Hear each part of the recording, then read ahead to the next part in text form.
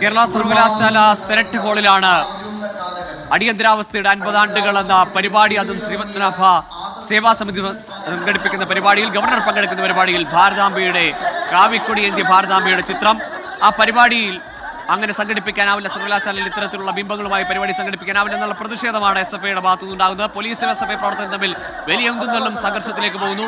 കേരള സർവകലാശാല ആസ്ഥാനത്താണ് വലിയ സംഘർഷം. പോലീസും ഇടത് സംഘടനാ പ്രവർത്തകരും തമ്മിലുള്ള ഏറ്റുമുട്ടലാണ് അവിടെ നടക്കുന്നത്. റിനോ, തുടരാം.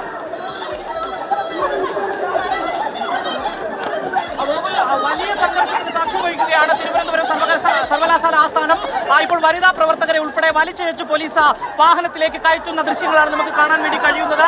ആദ്യഘട്ടത്തിൽ ഗവർണർ ഈ പരിപാടിക്ക് വരില്ല എന്ന് അറിയിച്ചിരുന്നെങ്കിൽ പിന്നീട് എത്തും എന്ന് കൃത്യമായി തന്നെ രാജ്ഭവൻ യോഗം ചേർന്ന് തീരുമാനിക്കുകയായിരുന്നു. അതിന്റെ അടിസ്ഥാനത്തിൽ ഒരു വെല്ലുവിളി ഏറ്റുകൊണ്ട് ഗവർണർ ആർലേക്കർ ഇവിടെ എത്തിയിരിക്കുന്നു എന്നുള്ളതാണ്.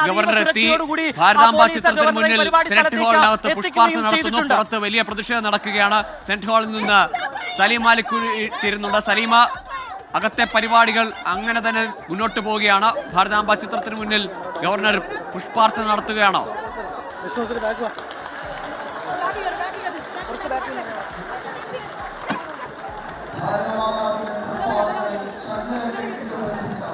കവിക്കൊടി ഏന്തിയ ഭാരതാംബ ചിത്രത്തിന് മുന്നിൽ പുഷ്പാർച്ചന നടത്തുകയാണ് ഗവർണർ രാജേന്ദ്ര വിശ്വനാഥ് ഹാർലേക്കർ. പുറത്ത് എസ്എഫ്ഐ വലിയ പ്രതിഷേധം. സലീം, പറയൂ. കേവലം ഒരു പുസ്തക പ്രകാശനം എന്നതിനുപരി വീറും കൈവെടിയാത്ത ഒരു തലമുറയുടെ പോരാട്ട വീര്യമാണ് ഇന്ന് ഈ ചടങ്ങിലൂടെ, ഈ പുസ്തക പ്രകാശനത്തിലൂടെ സന്ദേശം.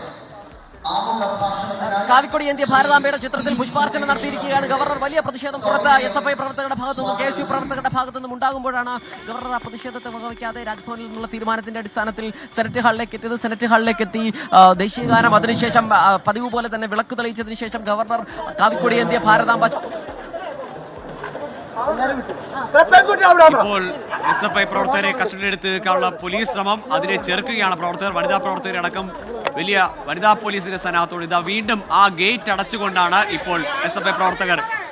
ഒരു പോലീസ് വാഹനം പുറത്തേക്ക് കടന്നുപോയിരുന്നു. ഇനി വരുന്ന വാഹനങ്ങൾ, ഇനി പ്രവർത്തകരുമായി കൂടുതൽ പോലീസ് വാഹനങ്ങൾ പുറത്തേക്ക് പോകും എന്ന സാഹചര്യത്തിലാണ് ഇപ്പോൾ ആ ഗേറ്റ് തന്നെ പൂട്ടിക്കൊണ്ട് പോലീസിനുമായിട്ടൊരു ഏറ്റുമുട്ടലിലേക്ക് വന്നു. ഇപ്പോൾ പോലീസ്, വലിയ പോലീസ് സന്നാഹം ഈ എസ്എഫ്ഐ പ്രവർത്തകരെ ആ കോമ്പൗണ്ടിന് പുറത്തേക്ക് തള്ളി നീക്കുന്നതായിട്ടാണ് നമ്മൾ മനസ്സിലാക്കുന്നത്. ഗേറ്റിന് പുറത്തേക്ക് ഇറക്കാനുള്ള ശ്രമം. സലീം, പുറത്ത് വലിയ സംഘർഷമാണ്. അകത്തെ പരിപാടികൾ അതുപോലെ തന്നെ കാവിക്കൊടി ഏന്തിയ ഭാരതാംബ ചിത്രത്തിന് മുന്നിൽ പുഷ്പാർച്ചനയോടുകൂടി പരിപാടികൾ അങ്ങനെ നടക്കുന്നു എന്നുള്ളതാണ്. ഈ പ്രതിഷേധങ്ങൾക്കിടയിലൂടെയാണ് ഗവർണർ ഇവിടേക്ക് എത്തിയത്. ഈ സെനറ്റ് ഹാളിനുള്ളിലേക്ക് എത്തി പതിവ് പോലെ തന്നെ പരിപാടികൾ നടക്കുകയാണ്. ഗവർണർ എത്തിയപ്പോൾ തന്നെ വലിയ കയ്യടിയും ആർപ്പുവിളിയും മുദ്രാവാക്യങ്ങളുമായിരുന്നു പ്രവർത്തകരുടെ ഭാഗത്തുനിന്നുണ്ടായിരുന്ന. ഈ സംഘടനയുടെ ശ്രീപത്മനാഭ സേവാ സമിതി പ്രവർത്തകരുടെ ഭാഗത്തുനിന്ന് വലിയ ആർപ്പുവിളികളായിരുന്നു ഉണ്ടായിരുന്നത്. അതിനുശേഷമാണ് ഈ പതിവ് പോലെ തന്നെ ഈ നടത്താൻ അനുവദിക്കില്ല എന്ന് പറഞ്ഞ കാവിക്കൊടി ഏന്തിയ ഭാരതാംബ ചിത്രത്തിൽ പുഷ്പാർച്ചന നടത്തുകയും വിളക്ക് തെളിയിക്കുകയും ചെയ്യുകയായിരുന്നു ഗവർണർ. അതിന് പിന്നാലെ പരിപാടി ആരംഭിച്ചിട്ടുണ്ട്. ഇപ്പോൾ ഔദ്യോഗികമായി പരിപാടി ആരംഭിച്ചിട്ടുണ്ട്.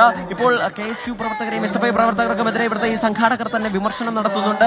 ഗവർണർ ഇനി എന്ത് സംസാരിക്കും എന്നുള്ളത് വളരെ നിർണായകമാണ്. കാരണം ഈ നിലയിൽ ഗവർണർ സമീപ ദിവസങ്ങളിലൊക്കെ തന്നെ നടക്കുന്ന പൊതുപരിപാടികളിലൊക്കെയും ഈ പ്രതിഷേധം ഉള്ളിടത്തും ഇല്ലാത്തിടത്തുമൊക്കെ ഈ ഭാരതാംബ വിവാദത്തിൽ ഗവർണർ അഭിപ്രായ പ്രകടനം പ്രസംഗത്തിലൂടെ നടത്തിയിരുന്നു. അതുകൊണ്ട് തന്നെ സ്വാഭാവികമായും ഗവർണർ ഈ വേദിയിലും ഉറപ്പായും ഗവർണറുടെ ഭാഗത്തുനിന്നുള്ള പ്രസ്താവനകൾ ഉണ്ടാകുമെന്നുള്ള കാര്യത്തിൽ തർക്കമില്ല. നിലവിൽ SFI KSU പ്രവർത്തകരെ വിമർശിച്ചുകൊണ്ട് അതിന്റെ സംഘാടകർ സംസാരിക്കുന്നത് ഗവർണറുടെ രാഷ്ട്രീയ വഴികളെ കുറിച്ചാണ്. ഇതിന്റെ സംഘാടകർ സംസാരിക്കുന്നത് ജനസംഘത്തിന്റെ രാഷ്ട്രീയ വഴികളിലൂടെ കടന്നു വന്ന, RSSലൂടെ കടന്നു വന്ന, ശാഖയിലൂടെ കടന്നു വന്നയാളാണ് ഗവർണർ എന്നുള്ളൊരു വെല്ലുവിളി നിറഞ്ഞ സംസാരമാണ് ഈ സംഘാടകരുടെ ഭാഗത്തുനിന്ന് ഉണ്ടാകുന്നത്. ഗവർണർ ഏറ്റവും ഒടുവിൽ സംസാരിക്കുമ്പോൾ എന്ത് പറയുമെന്നുള്ളത് നിർണായകമാണ്. പക്ഷേ പുറത്ത് വലിയ പ്രതിഷേധം നടക്കുമ്പോൾ, വലിയ KSUവിന്റെയും